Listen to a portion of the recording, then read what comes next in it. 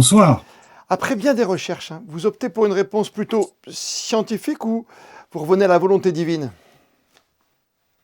Ça dépend dans quel domaine vous vous situez. Ce sont effectivement deux domaines que la science et la foi, deux domaines qui sont distincts, même s'il s'agit de les faire dialoguer. Mais soit vous choisissez le domaine scientifique et là, vous connaissez les résultats, mais surtout vous connaissez le fait que, comme le disait notre écrivain national Victor Hugo, la science n'approche la vérité que comme une asymptote, c'est-à-dire qu'elle ne touche jamais la vérité. En revanche, si vous vous situez dans le domaine de la foi, là, en tant que croyant, vous êtes toujours interrogé. Crois-tu ou pas? Et là, il ne s'agit pas seulement d'une question de vérité à approcher, il s'agit d'un engagement personnel. Donc vraiment deux domaines différents, mais qui sont effectivement interrogés par la même question, qu'est-ce que l'homme et d'où vient l'homme? Justement, est-ce que nos premiers parents étaient Adam et Ève, par exemple?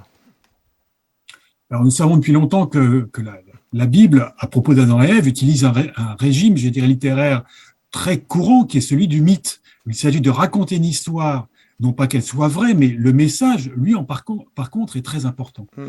Et je dirais, en évoquant nos parents Adam et Ève, c'est déjà le fait de dire que tous les humains, tous ceux qu'autour de nous décidons de doter du titre d'humain, ont de mêmes parents, c'est-à-dire qu'ils ont des origines communes. Ça, c'est un message essentiel. D'accord, et c'est la main de Dieu tout au-dessus, évidemment, pour certains.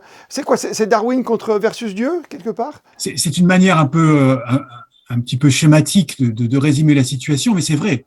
Nous avons l'image d'un Darwin qui s'oppose à Dieu, alors que l'on voit même dans sa propre vie qu'il était tout à fait respectueux de la religion et qu'il simplement se posait des questions et que ses réponses n'étaient pas celles d'un religieux, d'un croyant. Mais les décennies ont passé depuis Darwin, il y a à la fois des combats qui ont été menés, qui sont encore aujourd'hui menés soit par des croyants, soit par des scientifiques, mais fort heureusement, il y a aussi des tas de domaines dans lesquels croyants et scientifiques se retrouvent pour, une fois encore, se poser éternellement la même question, c'est qu'est-ce que l'humanité et qu'est-ce qu'être humain? Vous avez également écrit, j'adore ce titre parce qu'il résume peut-être tout, Jacques Arnoux, Dieu, le singe et le Big Bang. Oui, évidemment, c'est des images qui nous marquent beaucoup dans nos cultures. Et en même temps, je dis bien nos cultures parce que je dis parfois que le pauvre Darwin n'a pas eu de chance. Il a, sans le vouloir, il a fait du singe l'image même de sa théorie. C'est ça. Dans nos cultures occidentales, le singe a plutôt une connotation négative. On dit gentiment d'un enfant qu'il est malin comme un singe. Ça, c'est le côté, je dirais, ludique. Mais est malin. Et le malin, nous savons, c'est le diable.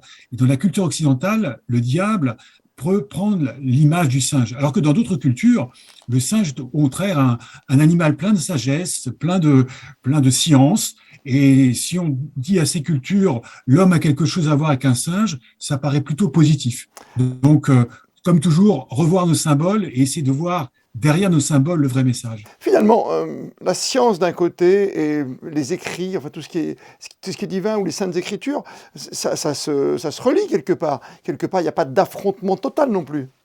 Les premiers spécialistes de la Bible, les premiers, ce qu'on appelait les pères de l'Église, ont tout de suite dit, attention, il ne faut pas lire tous les textes de la même manière.